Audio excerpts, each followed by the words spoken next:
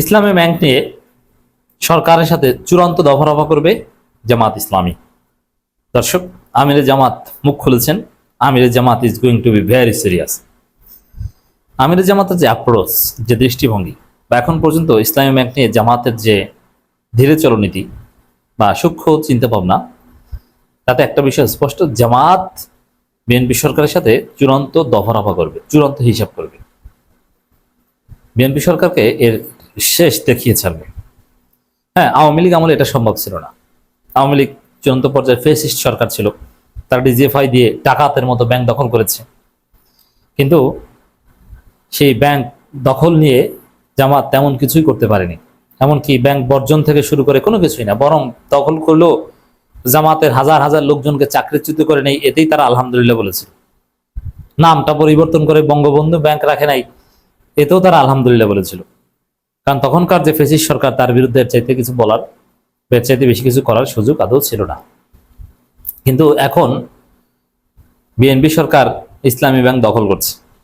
আমির জামাত যেটা বলেছেন, তফসিলি ও বাণিজ্যিক ব্যাংকগুলোর দিকে কালো হাত বাড়ানো হচ্ছে। তফসিলি ও বাণিজ্যিক ব্যাংকগুলোর দিকে কালো হাত বাড়ানো হচ্ছে, প্রধানত ইসলামী ব্যাংককে টার্গেট করে কথা বলেছেন। আরো 5 ইসলামী ব্যাংক, সেখানেও জামাতপন্থীদের শেয়ার আছে, ওটাকেও ইঙ্গিত করেছে।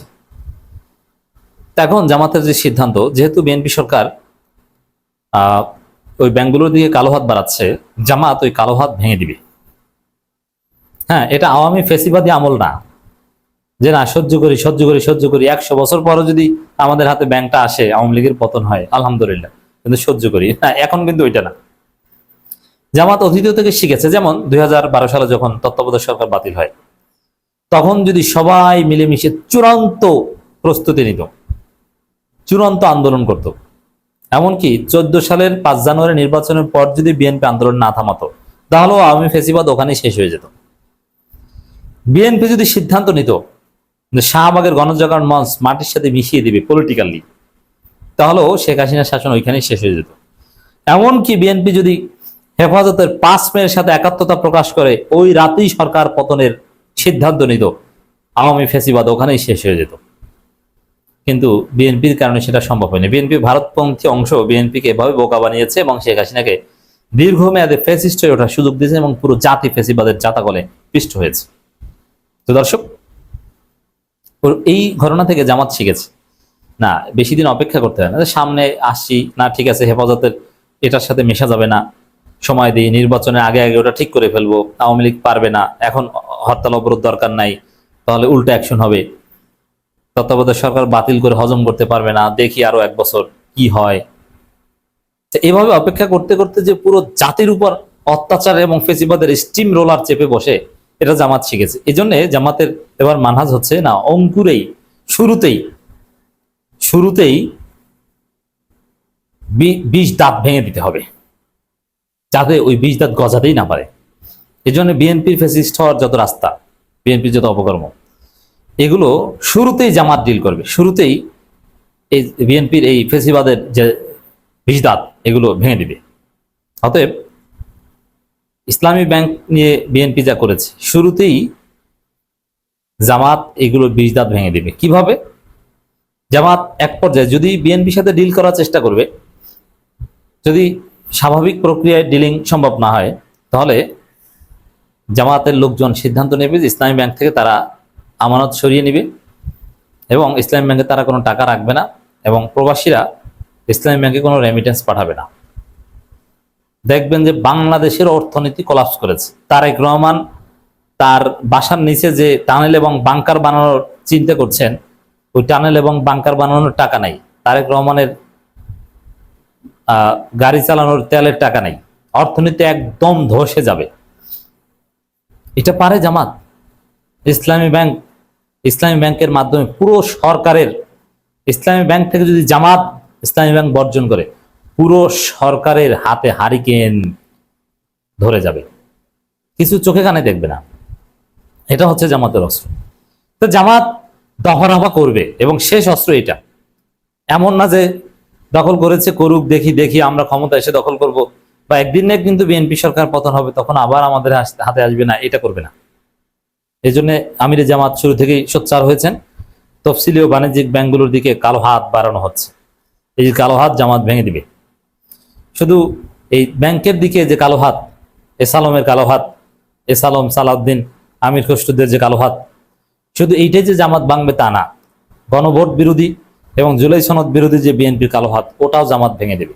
এই জন্য দেখছেন যেই টাইপের আন্দোলন অতীতে কোন একটা সরকার ক্ষমতা আসার 4 বছর 4.5 বছর পর হতো, ওই টাইপের আন্দোলন জামাত বিএনপি সরকার ক্ষমতায় আসার 2 মাসের আগেই শুরু করে দিয়েছে।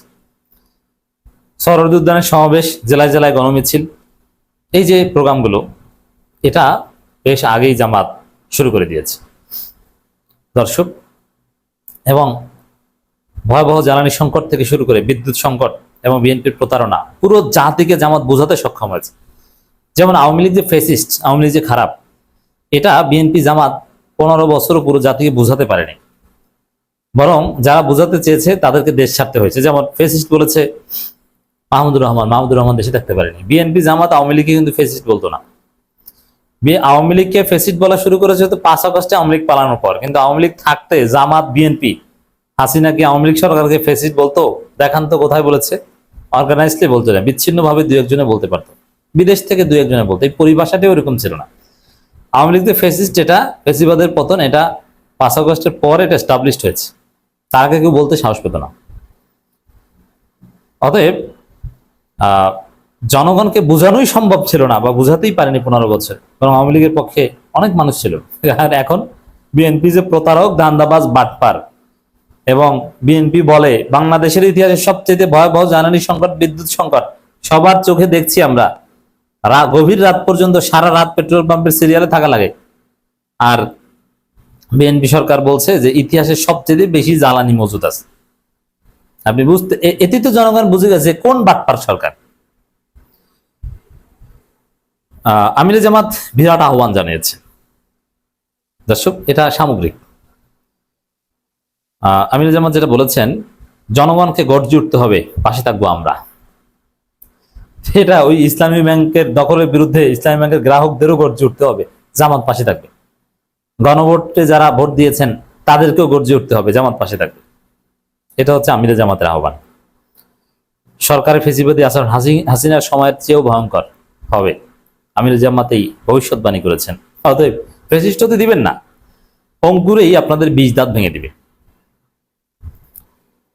দর্শক, কেন্দ্রীয় ব্যাংকের গভর্নর পদে পরিবর্তন এবং সংশ্লিষ্ট ঘটনা প্রবাহে রাজনৈতিক হস্তক্ষেপ হয়েছে বলে অভিযোগ তুলেছে জামাত ইসলামী।